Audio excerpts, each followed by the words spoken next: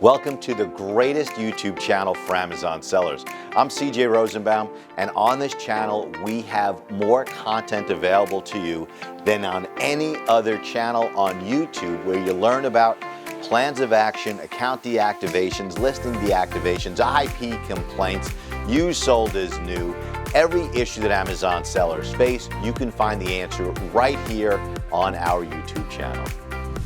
Amazon sellers, today I'm going to be bringing you information about what contracts must be in writing as it pertains to products being sold on Amazon.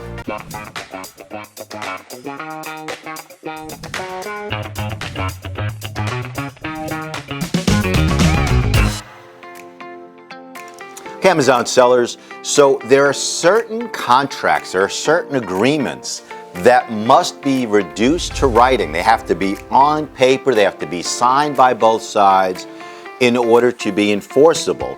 And this pertains to you as an Amazon seller or a brand owner. If you want to enforce agreements, certain agreements must be in writing. A verbal is not okay, a handshake is not sufficient, and this body of law is called the Statute of Frauds. Now, Amazon sellers, help us get more views on our videos. If you scroll down right now and leave a comment, my team's going to send you a copy of the greatest book in the world for Amazon sellers, the Amazon Seller's Guide to Suspensions and Reinstatements. The vast majority of litigation when it comes to you occurs in the Northern District of Illinois, which is the federal court in Chicago, or the Southern District of New York, which is the federal court in Lower Manhattan. Now, I am admitted to practice in both of these courts. I've been admitted to practice in the Southern District for, 25 years, give or take.